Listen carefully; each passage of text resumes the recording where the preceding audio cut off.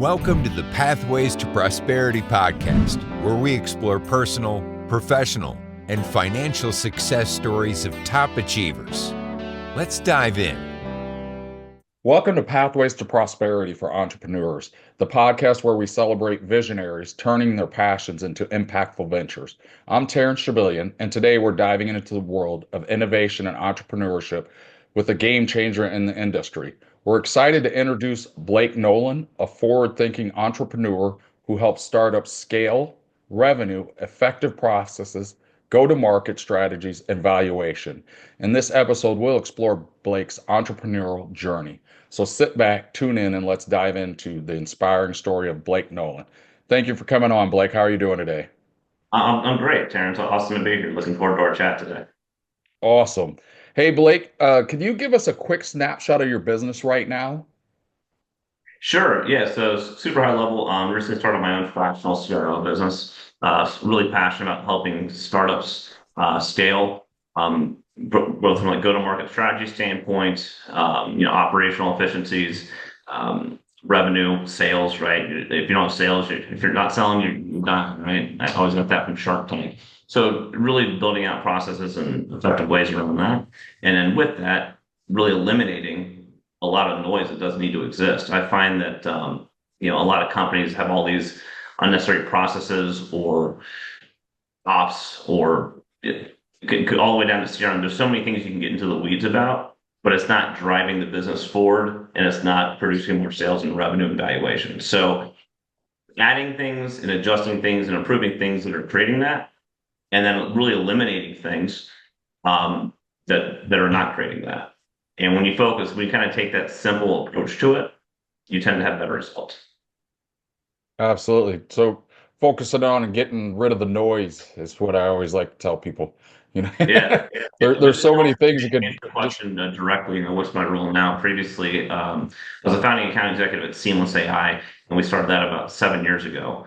And over the time, went from like 5 employees to over 300, and really helped scale to become a household name in the B2B SaaS world.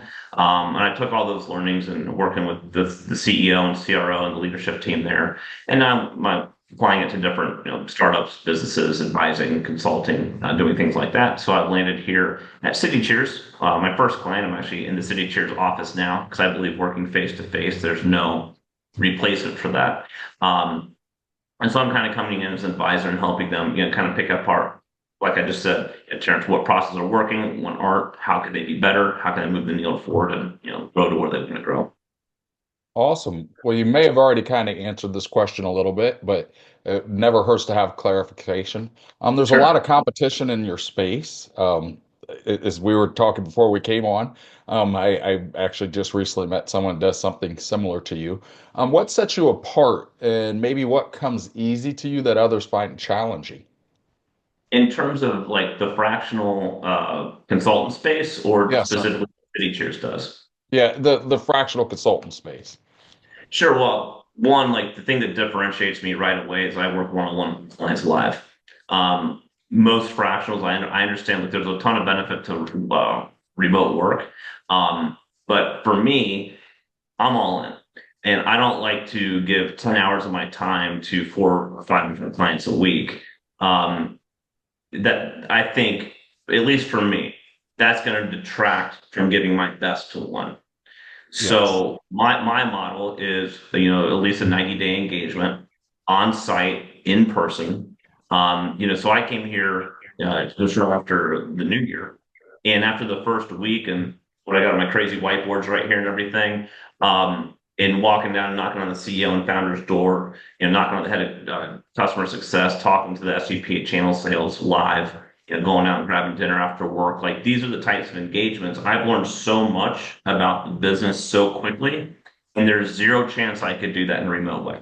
So that's my biggest differentiator is that I work with my clients one-on-one live. Yeah.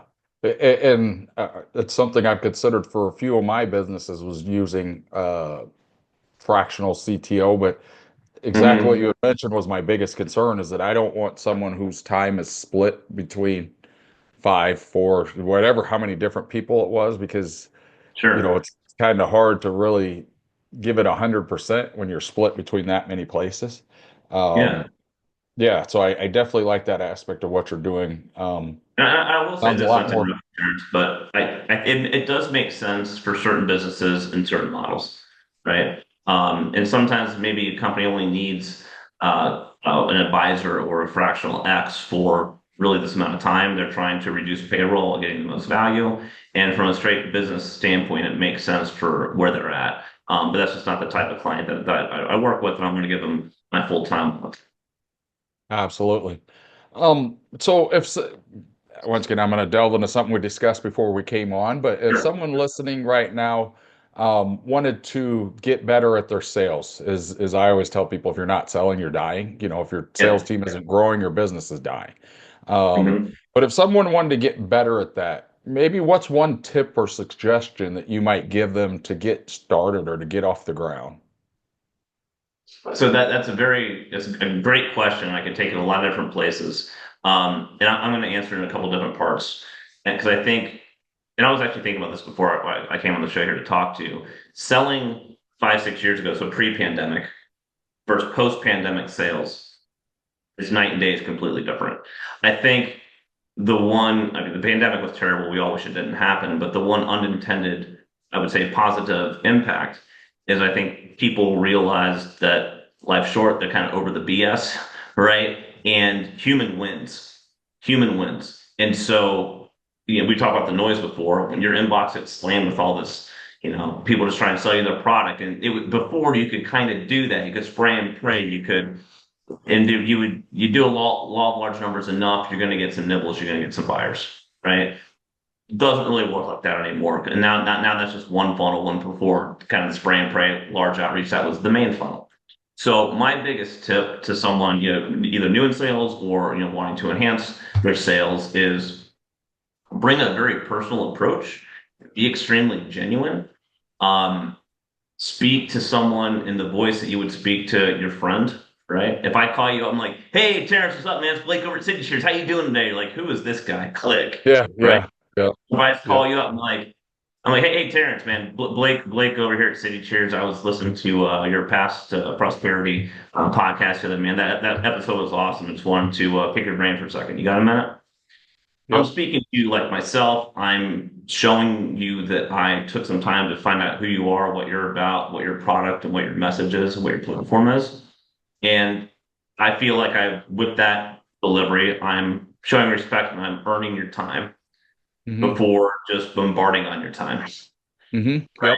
Yep. So whatever someone needs to do to tap into that and be genuine to themselves and take a genuine interest in the person they're trying to connect with, because human wins now, and by having that connection, that like you're taking off like all the who is this guy, who is this person, and you're kind of Hmm. letting that body armor come off and kind of open up a more natural conversation relationship to get things going. Absolutely. I love that advice there. Hey, Blake, what's one of the biggest challenges you've had to overcome in your career? Good. Another good question. I think it kind of goes back to what I was just saying about the human approach. Um, it, we all get so caught up, and it's like it's kind of this hamster wheel, like it's never enough. You know what I mean? But there's a really good post. Actually, I'm going to read it. There's a really good post. Colin Cadmus. You should have him on the show. He's a two-time exited founder, does a lot of startup stuff. So, he said every SDR wants to be an AE. Every AE wants to be a manager. Every manager wants to be a director, a VP. Every VP wants to be a CRO. A CRO wants to be a CEO. A CEO wants to be a billionaire, and a billionaire wants to be happy. Right. So what I lost track of, and what I through the early, and for most of my time at Seamless, honestly, I was just always chasing, and like it was a highly transactional business, so more, sell, sell, sell, go, go, go. It's just never enough. More revenue targets, higher goals, like, and you just get so wrapped up in that. And so the biggest challenge that I had, Terrence, was I wasn't taking care of myself the way I needed to take care of myself. I wasn't going to the gym as much. I wasn't sleeping that well. I wasn't eating that well. Everything was just like about that and chasing this thing. And I was just like, Mhm. I wasn't really kind of lost some happiness. And so when you do that, you can't show up how you need to show up professionally. Like, even though I had like all these great numbers and I was doing really, really well, I wasn't doing well. And so the Hmm. biggest challenge through my career was over those last 2 years, recognizing that, navigating that, making positive changes, realizing that, Rome wasn't built in a day. And I think all of us to some degree, entrepreneurship, sales, success, whatever, like there's natural impatience, right? Like we all want it now, right? Like I Yep. want to take this, I've been here for like 5 weeks. I want to help this company exit now, right? Not gonna happen.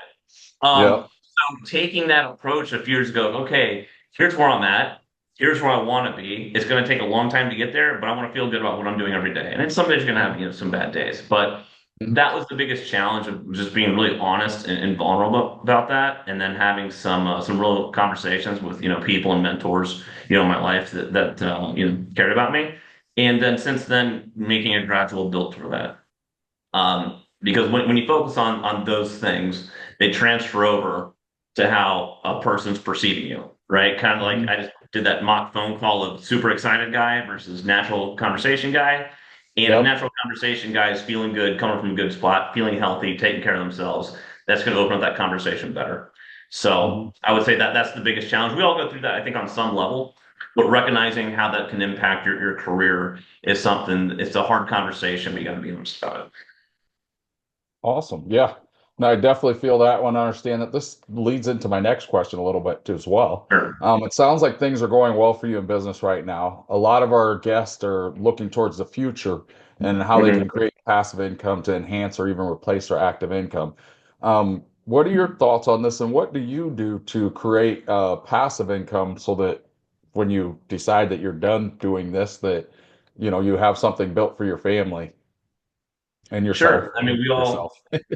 I have a side gig. That's one avenue. I also do some consulting calls, probably like 2 hours a week. There's these different consulting firms like Third Bridge, GLG, and the sites where they take, look, we all have our skill set, we all have expertise in certain areas. And there are people out there that want to tap into those insights, expertise, and set calls with you and pay you for that. So, Mhm. everyone listening, I would encourage you to look into that, right? Because if you can source one or even two calls a month, some of these places will pay up to $1,000 for a 60-minute call, right? You do that over the course of a quarter, a year. That's a lot of extra side income that you weren't generating. One thing I'm looking into now is Airbnbs. Little late on that game, but I wish I would have bought one instead of my first house in Tampa. Yep. But whatever, live and learn. Um, and obviously, just basic investments. I'm not like the huge and crazy investment guy, but yeah, and working with a financial professional, I'll always recommend that because I don't have all the answers, and they tend to have a lot of the good ones. Yep. Yep. Um, no, I always ask that because sometimes, especially people like yourselves where you're moving between different things, see opportunities that aren't always available to other Hmm. people so easily found. I've Um, got another one too, and I've got a call. I've actually had two calls this week since I've posted on LinkedIn. Really invest time in LinkedIn. I need to do a better job. But when I started with Seamless, I don't know, 7 years ago, I think I had like 400 followers. Now I've got over 10,000, and I need to tap into the algorithm more. There's so many things you can leverage through LinkedIn.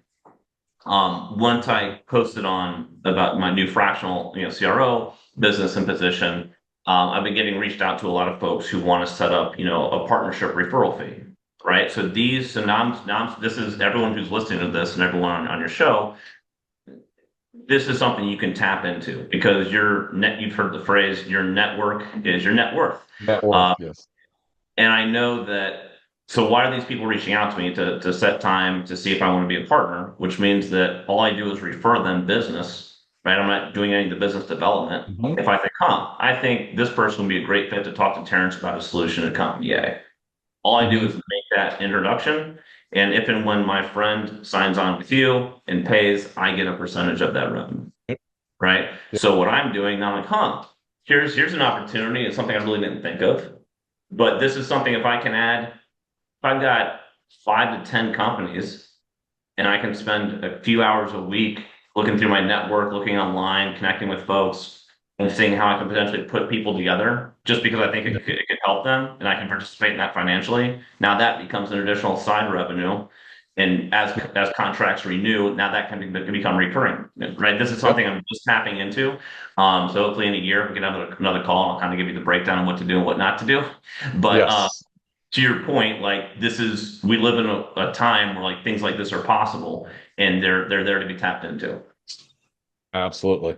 No, in all my businesses, we have that referral programs, in that aspect for people to be able to benefit from helping us, it makes them more Yeah, right. excited and, helps to, especially when people know, like, and trust you and they know who you are, then they get really excited to do it. And, to be able to create additional streams of income. We have a few people that bring us quite a few different, clients. We own assisted livings. We actually have one that is Okay. a very consistent, um, person of bringing us leads. And I don't blame them. If I had it to do over again, I'd probably be doing what they're doing. But uh, as So we're yeah, I know one others. This is completely random. I don't mess with crypto much, but XRP is something that I completely believe in. It's going to.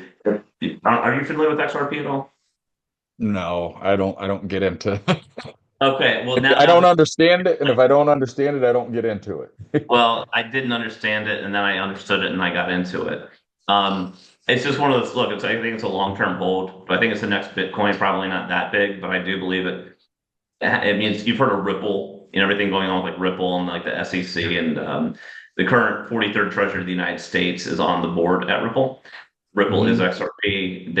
They found a way. They built a solution that allows banks, and it's now being used by Bank of America, all the banks in Japan, to transfer large amounts of money faster at a lower cost.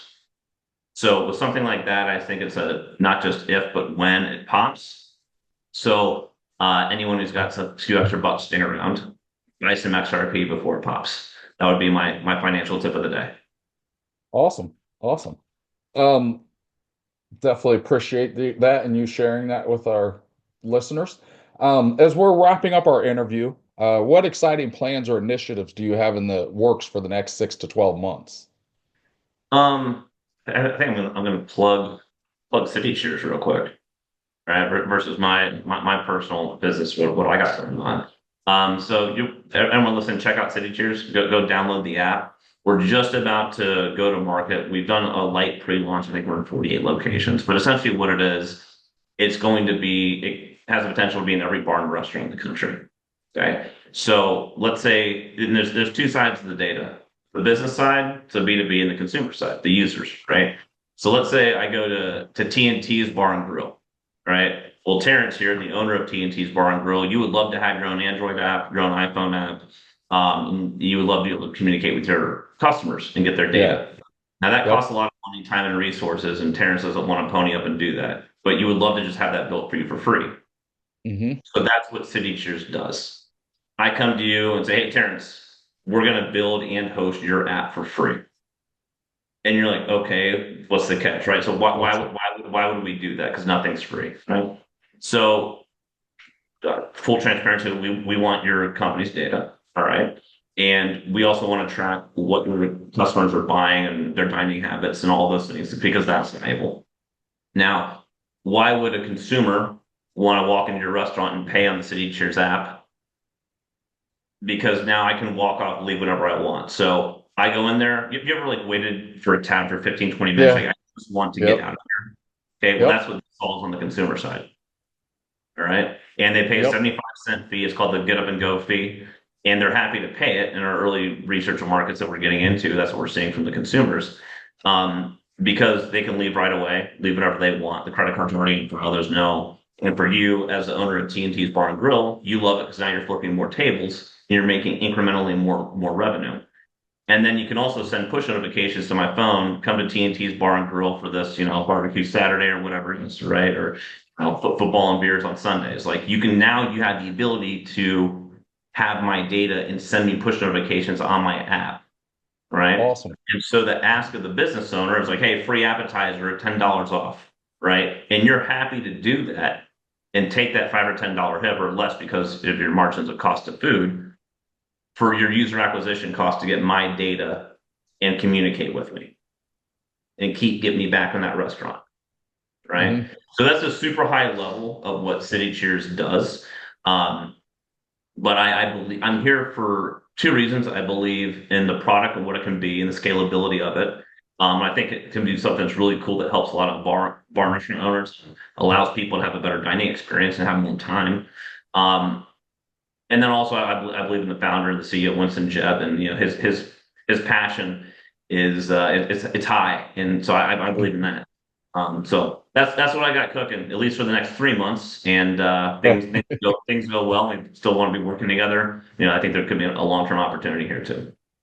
Awesome. Yeah, it sounds exciting. I don't own any bars or restaurants, but yeah, I definitely would like that aspect of being able to reach out to my customers and bring them back individually instead of hoping they Sure, show back up. that's right. Well, download the app, check it out, and then as we get restaurants in your area, you'll be able to see them. Awesome. Well, Blake, I definitely appreciate your time and coming on today and sharing some insights and tips with us. If Sure. people would like to connect with you, what should they do? Hit me up on LinkedIn. Blake Okay. Nolan. You see fractional CRO, and you can put in CityCheers, and you'll find me. Awesome. Well, we appreciate your time and being here today and sharing a little bit about your story. Awesome. Thanks, Terrence. Yep. Have a great one. Thanks for listening to the Pathways to Prosperity podcast. Got a success story to share? Visit pathwaystoprosperitypodcast.com/guest and apply today.